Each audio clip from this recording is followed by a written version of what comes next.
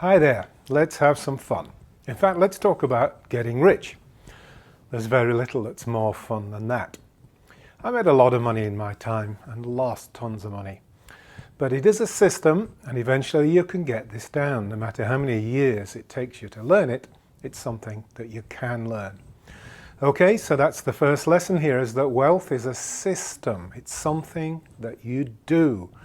A series of steps or procedures. It's not something that you think, it's not something that you believe or something that you have.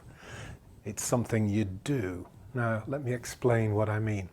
It's not a state of mind, for example. I've talked to a lot of rich people. I've got lots of friends who are millionaires. Lots of them. And they all think, yes, it's a state of mind. What I found with rich people and millionaires is they often don't know how they got rich. They were either lucky or they try and play smart, and even maybe fool themselves into believing it's because they're exceptionally clever, whereas in fact it's just they did what was necessary and it worked out for them. A lot of other people work just as hard, but they don't have the necessary steps, and so they don't get wealthy, as simple as that. For the same reason, it's not an attitude, it's not a set of beliefs.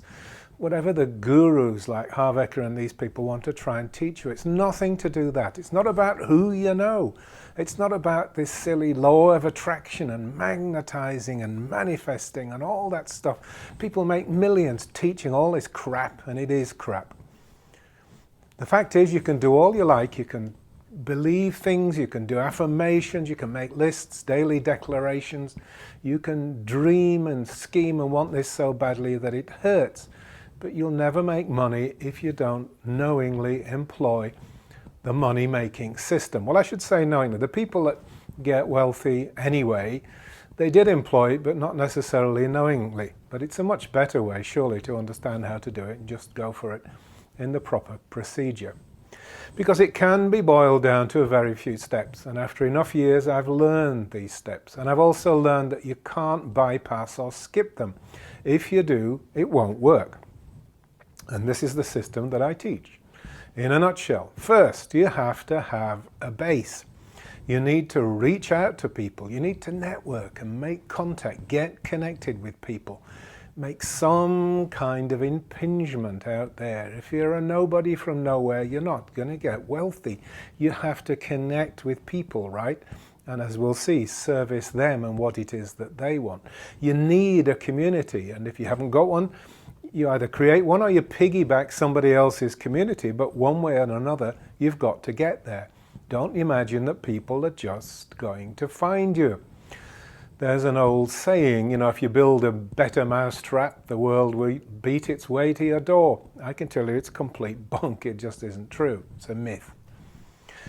The second most important thing, and I think this is the one that most people fall down on, is you have to have something that people want and something that they value. So they'll buy it from you. They want it. You can buy it and sell it at a profit, or even better perhaps is to be able to make this thing yourself. You created it so that you keep the profits. But whatever, it has to be valuable to the potential customers or clients. If they don't want it, you can't sell it. And if you can't sell it, you're not going to make any money. That's just an axiom. As I said, this is probably the number one thing. People come up with all sorts of wonderful ideas. I'm going to do this, I'm going to do that, I'm going to get rich, but the public doesn't want it, so the whole venture bombs. You could save yourself a lot of grief by identifying something that the public do want before you go there, and then it will save you a lot of unnecessary effort if it isn't right for you or right for the market, okay? Then thirdly, you have to establish one way, or several ways, to let this community or network that you've got know about the product. They have to know that the product is there, and you have to be able to tell them why, in inspiring terms, it's right for them. What are the benefits? What will it do for them? The classical teaching is find a pain that they're suffering and then explain how it will relieve their pain. And we call this marketing, okay? Step 4, you have to have somewhere where people can engage with you, and actually those that are persuaded that they should buy the product can find you, they know how to do business with you, In other words, they know how to buy from you. You've got to make it easy for them to connect and purchase.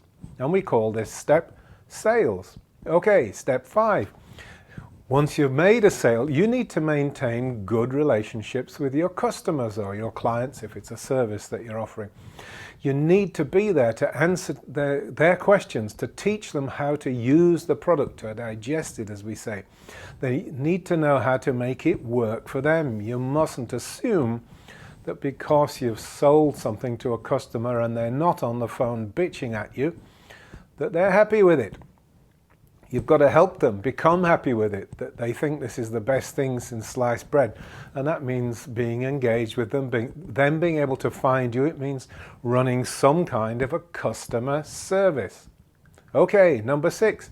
You then work on long-term relationships with these customers.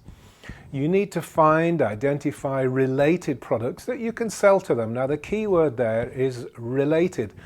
It has to be relevant. You know, it's no good you're running a, say a health and fitness website, and then you're going to sell them life insurance. They will not be very happy with that because it's not a really good fit. On the other hand, if you find a terrific range of nutritional and vitamin products, then it might fit extremely well into that model. So you make sure they know about it, and you make sure you're in the money stream, as it were, making a profit on doing that. And what you do is cycle through 3, 4, and 5 for each product, market it and sell it, and so that make sure that people are happy with it. If you're in a very good place, these will be products that you make yourself. For example, if you're a writer, you write another book and then another book. And these will all, if you're smart, be good books. They will keep your people happy. They'll be the kind of books that they're looking for, okay? In business, we call this the back end. Okay, the front end is the first sale, but you can make a lot more money than just the first sale. Now, this is also important. You need to keep abreast of what's going on and changes and shifts in fashion, what your clientele are likely to be interested in and continue to buy. And this does move. You mustn't make assumptions that because they bought something from you, that they're always going to like that certain kind of something. Public opinion shifts. There can be an event on TV, or somebody else can bring out a rival product, which will suddenly change the whole of public emphasis. Look, Sony had a brilliant thing with the Walkman and their mini discs. Do you remember those? I don't think it even lasted 5 years. It was just 2 or 3 years before it was gone. All of a sudden we had MP3 and MP3 players.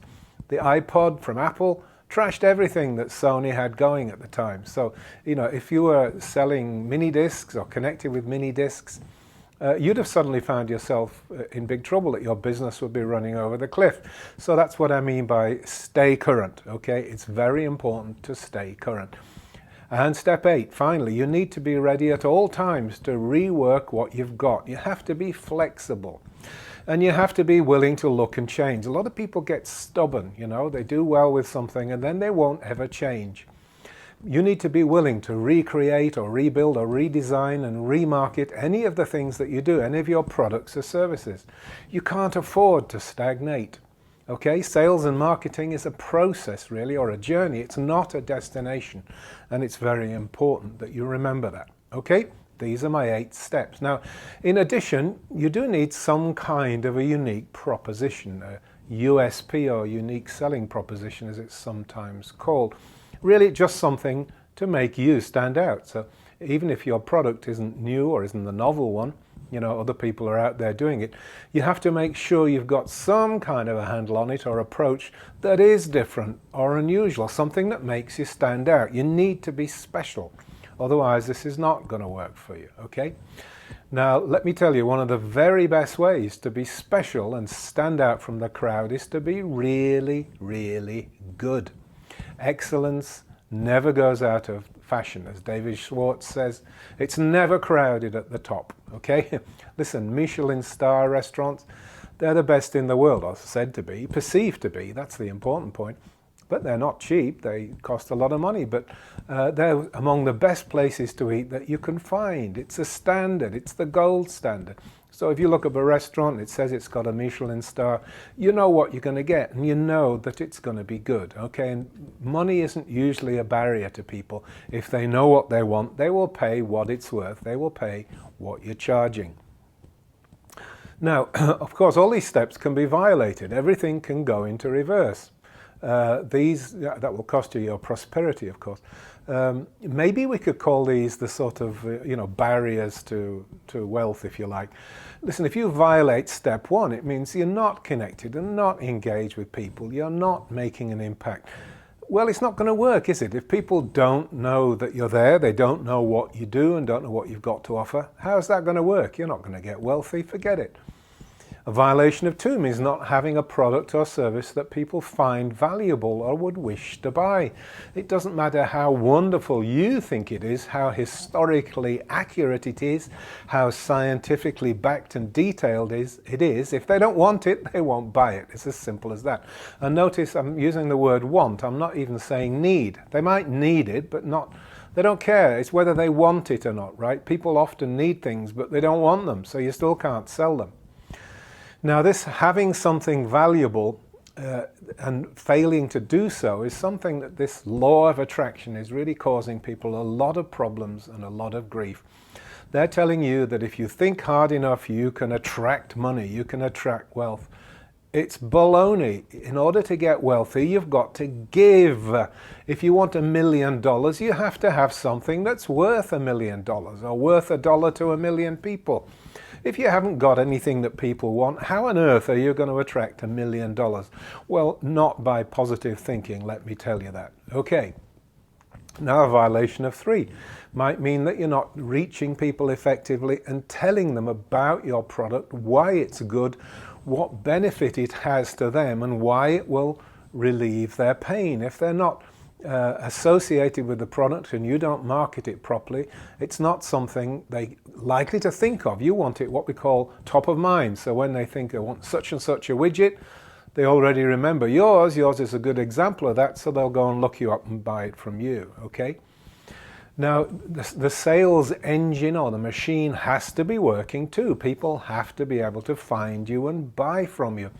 If you're in some lonely backwater somewhere, listen, it's a proverbial saying that's not immediately intuitive. But if you want to succeed with a market stall, you go and plant it amongst other market stalls. You might think, well, that's bad because of all the competition. No, it's not bad. That's the only way this works. If you go out and plant your stall on a hillside somewhere in a remote place, nobody's going to come and find you there. They won't be looking for you. It's not the right place.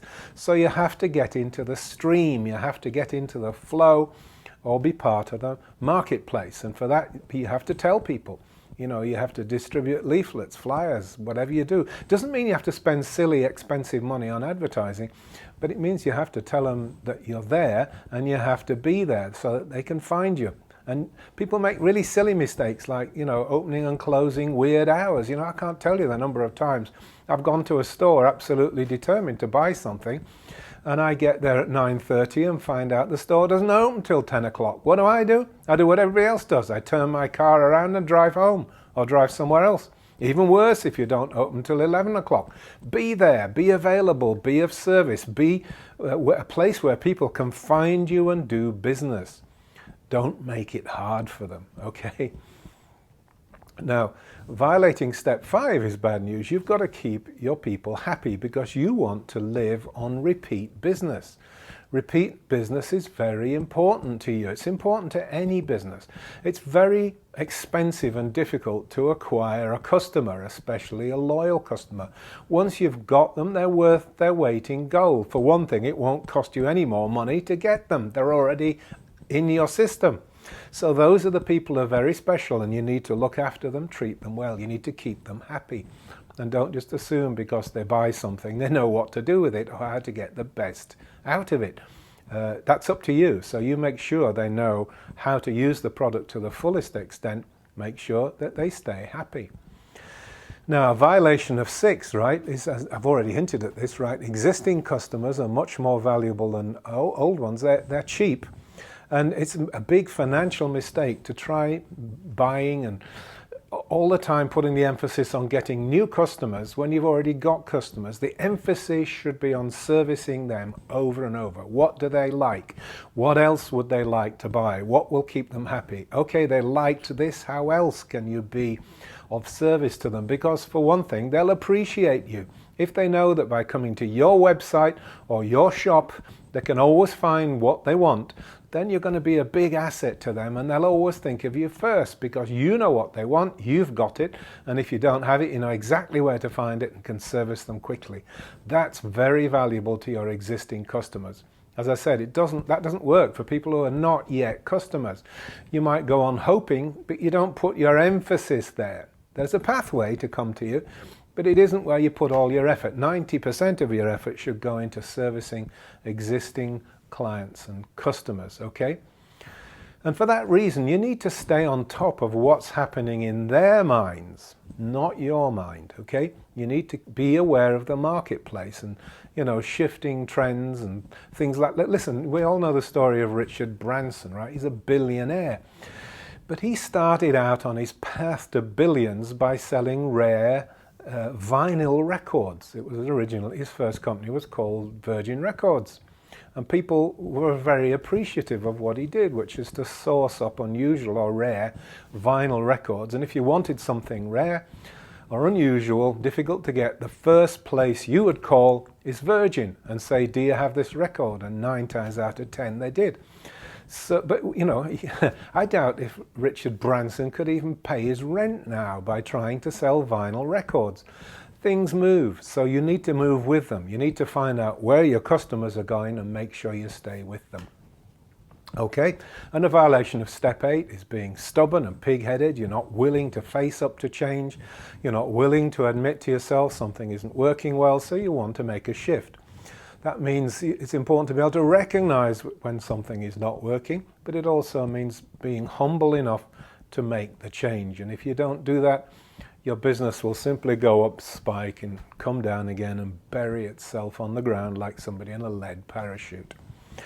Okay, so we could sum this up. We could have really 8 quick points, or a rubric, what I call a rubric, or a little formula.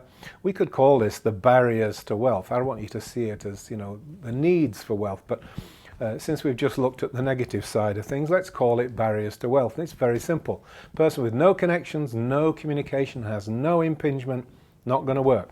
Person that's got nothing to trade, no product or service that others will value or want, it's not going to work. If you can't impart to others the magic of that product and why it's good for them, the benefits, what it will do for them, remember the saying, you teach benefits, you don't teach features. You know, what will they get out of it? Not going to work. If they can't find you, you're not in full view where people can find you and trade with you and know who you are, what you stand for, you're not going to sell things. I mean, in other words, there's no sales machine. No good customer follow-up service. Your reputation is going to suck in no time at all, and people will stop coming. This day and age of social networking, Facebook and Twitter and these things, very dangerous to a lackadaisical business owner. If you screw up, it's quite likely that somebody out there is going to tarnish your reputation by posting bad blogs or bad tweets. And remember, this is permanent. Once it's up there, it's never going to go away, and you're not going to be very happy about it. So do look after your people. You also have to develop this long-term relationship. If you fail to do that, you've got no back end, nothing else you can service with that person. The customer will come in, buy once, and then disappear. Again, you're not going to get wealthy. If you fail to keep abreast of customer needs and fashions and opinions, you're also sooner or later going to be bombed. You're going to be left high and dry, the one that didn't adapt, that didn't make the changes. And finally, if you're unwilling to change or unwilling to go with what works, you see, the biggest part of success really is the feedback loop. You know, is it working? Isn't it working? If it's working, you pile on the fuel. If it's not working, you stop it or change it pretty well as quick as you can. Okay, very important. From a list like that, those barriers, then you can see what you're not doing that's costing you wealth and success. But here's my important point. This is the whole teaching really, is that any of these barriers can be overcome. You just have to learn how to do that. You have to learn the system. It's not a gift, it's not a talent, It's a system. It's like driving a car. You do this, you do this, you do this, and then the car will drive forward. Trust me, anyone can learn this system. But listen, let's do even better. Let's boil this down to 8 key words that lay it all out in your memory, right? First, impingement, connection, communications. Value, having something that is valued or needed. Fuel, that would be the marketing. The engine which drives it would be the sales machine. Service, which is looking after that sales machine. Creativity, coming up with new things, new ideas that people might respond to and they might be willing to buy as well. Relevance, so that it's always what's going on, it's relevant to them and relevant to the outside world and moving fashions. And finally, flexibility, be willing to make changes, tweak and doctor things. Okay, just 8 words. Write those 8 words down and burn them in your memory. Okay, let me just finish up with a quick note on pricing. This is what not to do. I can make this a 5-star rule. Never, ever compete on price. That's for the big mega corporations. They're turning over billions, so they can afford to squeeze their margins. You can't. Don't try and be cheap. For one thing, it gives the wrong impression of your business. It makes it seem like you're cheap. If you're a lawyer that only charges $50, you're not going to be perceived as clever and successful as a lawyer that charges $2,000. It's obvious, really. You can never build a business on price, so don't try. Okay, important piece of advice there.